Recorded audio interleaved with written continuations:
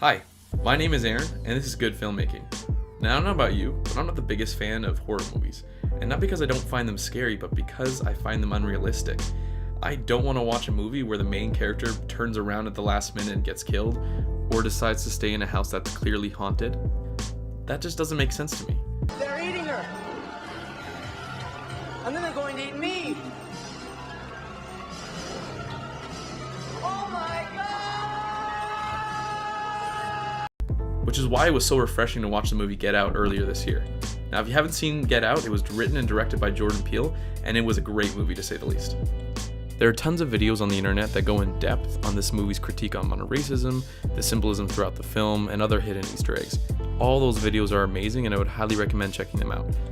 But today I want to talk about another reason why this movie is so incredible, that I haven't seen too many videos on, and that's character. Jordan Peele has an incredible ability to understand an audience and give them believable characters to cheer for. The trick with this movie was to make sure that nothing so crazy happened so fast that we wouldn't believe the characters would even stay in this situation. The three main characters I want to look at specifically are Rose, Chris, and Rod. The next 9/11 is gonna be on some geriatric shit. Oh, by the way, if you haven't seen the movie yet, we will be covering some spoilers, so just be warned. For those of you that have seen the movie, you know that Rose is anything but innocent. Rose? Rose! Rose, give me those keys! Rose, give me those keys. Rose, now! Now, the keys! You know I can't give you the keys, right, babe? This reveal, however, was a huge shock to me as well as the audience. Let's take a look at this scene. Sir, can I see your license, please? Wait, why? Yeah, I have state ID. No. He wasn't driving. I didn't ask who was driving. I asked to see his ID. Yeah, why? That doesn't make any sense. Here.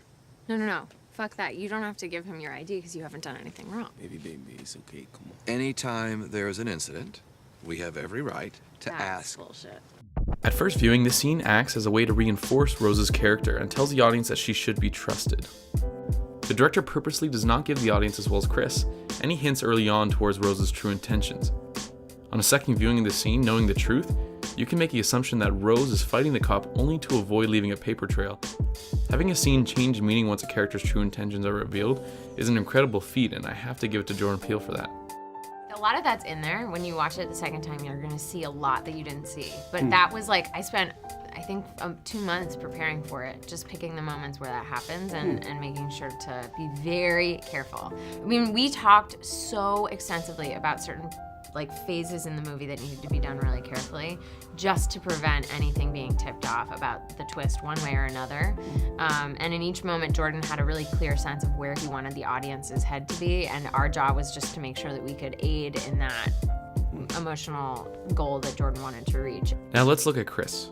We can all agree that a lot of things that happen in horror films could often be avoided if the character had any common sense. There are certain rules that one must abide by in order to successfully survive a horror movie. For instance, number 1, you can never have sex. No. Big no-no, big no. I'm a dead man. Sex equals death, okay? Number 2, you can never drink or do drugs. No, the sin factor. It's a sin, it's an extension of number 1. And number 3, never, ever, ever, under any circumstances say, I'll be right back. Because you won't be back. I'm getting another beer. You want one? Yeah, sure. I'll be right back. Luckily, the audience does not need to suspend their disbelief when watching our protagonist, Chris. Chris doesn't make any decisions in this movie that we wouldn't make ourselves. In fact, towards the end of the movie, I myself couldn't help but cheer out loud when he fights back and escapes.